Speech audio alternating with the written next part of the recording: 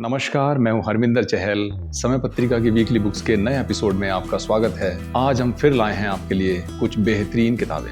आज की पहली किताब सफलता 360 डिग्री। इसे राजेश यादव ने लिखा है।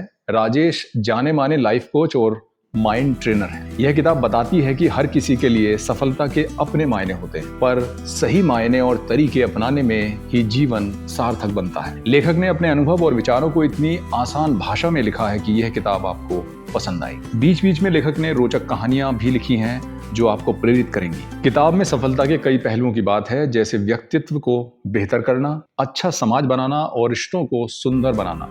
अगर इन बातों को जीवन में उतारा जाए तो सार्थकता, खुशहाली, सरलता और स्वास्थ्य मिल सकता है। यह किताब आशा की चिंगारी जलाने और आत्मविश्वास बढ़ाने में मदद करती है ताकि सफलता की आग दहक उठे। यह बुरी आदतों और गलत सोच को छोड़ने के लिए भी प्रेरित करती है, साथ ही सकारात्मक सोच और सफलता के गुरुमंत्र देती है। कुल मिलाकर यह एक ऐसी किताब है जो जीवन को बेहतर बनाने में आपको एक अच्छी राह दिखाएगी। इसे प्रभात प्रकाशन ने छापा है। मेरे हाथ में जो पुस्तक है उसका नाम है ध्रुव। इसे लिखा है गौरांग दर्शन दास ने, जो आध्यात्मिक लेखक, शिक्षक और वक्ता हैं। ध्रुव की कहानी श्रीमद् भागवत से ली गई है और यह राजकुमार ध्रुव के जीवन की यात्रा को विस्तार से बताती है, जिसमें उनके बचपन से लेकर ध्रुवलोक तक की यात्रा शामिल है। पुस्तक में सफलता के विभिन्न पहलुओं पर चर्चा की गई है, जैसे कि क्या सफलता भाग्य पर निर्भर करती है या परिश्रम पर। यह सवाल उठाती है कि क्या भाग्य बदला जा सकता है और आध्यात्मिकता इसमें क्या भूमिका निभाती है। ध्रुव की कहानी हमें और भी कई चीजें सिखाती है। वो सिखाती है कि भगवान अपने भक्तों की भक्ति से प्रसन्न होकर उन्हें सब कुछ दे सकते हैं।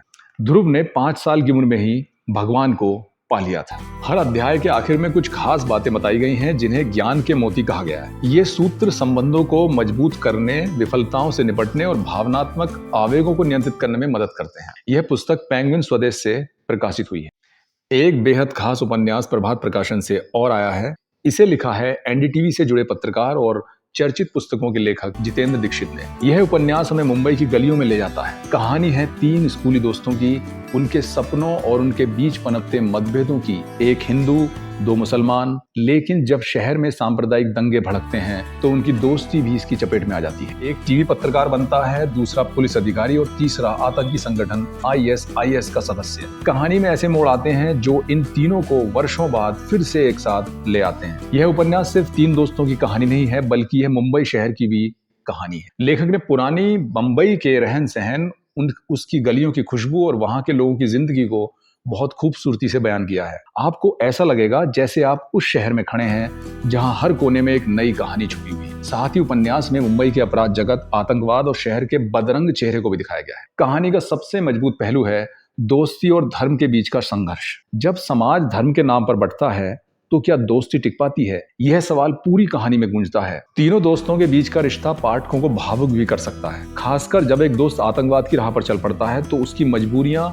और गलतियां दिल को झकझोर देती हैं। अब बात करते हैं कर्पूरी ठाकुर के ऊपर लिखी गई एक बेहद खास किताब की। किताब को द इंडियन एक्सप्रेस के वरिष्ठ पत्रकार संतोष सिंह और अर्थशास्त्री व लोक नीति विशेषज्ञ आदित्य अनमोल ने लिखा है। जननायक के नाम से मशहूर कर्पूरी ठाकुर बिहार के पूर्व मुख्यमंत्री थे। यह किताब उनकी जीवनी है जो गहन शोध पर आधारित है। कर्पूरी ठाकुर नाई समाज से थे और अति पिछड़ा वर्ग के हक के लिए जमकर लड़े। उन्होंने अपने छोटे से मुख्यमंत्री काल में ही अति पिछड़े वर्गों के लिए आरक्षण शुरू किया और हिंदी में पढ़ाई को बढ़ावा दिया।